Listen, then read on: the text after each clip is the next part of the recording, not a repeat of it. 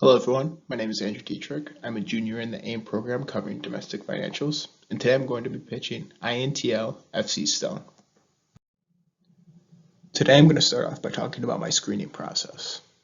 I wanted to find a company that was not exposed to loans, given the expected defaults because of the coronavirus. This led me to the investment brokerage industry, where I eventually found INTL FCStone. INTL monetizes client relationships across their platform by earning commissions and spreads on trade, execution, and interest on $3 billion of balances that customers keep with the firm. The company operates in 5 segments: commercial hedging, securities, clearing and execution, global payments, and physical commodities.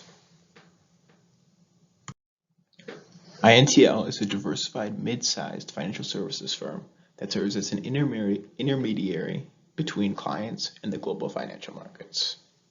This diversification is really the key for this company. They've got a diverse set of assets that they trade, including commodities, equities, fixed income, FX, and physicals. In addition to this, INTL has a global payments business that covers 140 currencies and specializes in transferring funds to the developing world. The key to growth for INTL is increased transactions across their platform. Over the course of the company's history, the most effective way to achieve this growth has been through acquisition.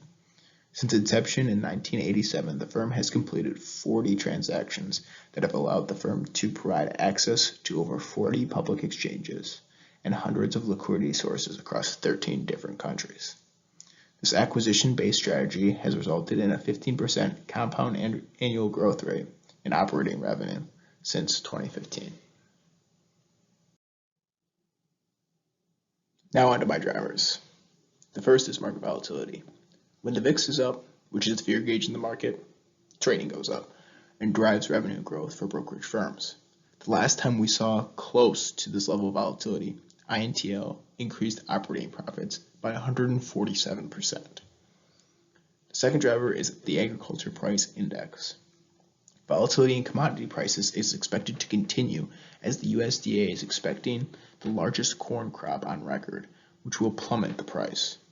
61% of INTL's commercial hedging business comes from agriculture clients that will increase their hedging activity to adjust to price drops.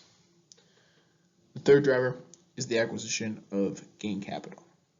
The Gain Capital acquisition gives INTL access to retail clients that they did not have before. This exposure to a new customer base is expected to increase net operating revenue by 30% due to increased volume in transactions and larger interest income. To reach intrinsic value for INTL, an excess equity model is constructed.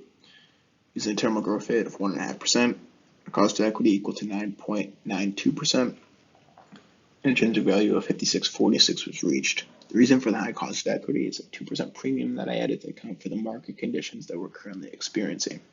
The second valuation metric was an EV to EBITDA multiple, which ended up resulting in an intrinsic value of 38.45, and finally a PE multiple was used as a third form of valuation, which resulted in a price target of 75.03. By weighing all of these models equally, the price target of 57.86 was reached, resulting in a 47.74% potential upside. INTL does not pay a dividend. Finally, I want to talk a little bit about the risks. The first being escalating trade tensions. Escalating tensions caused by growing United States protectionism, particularly with China, could dampen global demand for commodities in the immediate term. Second, banks exiting the industry. The Volcker Rule, part of the 2010 Dodd-Frank Act, significantly limited banks' ability to engage in proprietary commodity trading, contributing to a decline in industry revenue and participation. The third being low interest rates. We're now in the zero bound in terms of interest rates. Will most likely be there for a while, which will dampen INTL's interest income into the future. In terms of management, the CEO and President Sean O'Connell joined the firm in 2002, and the CFO William Dunaway has been with the firm since 2009. I like to see this since the firm engages in a lot of M&A activity, and these guys have been there and seen it all.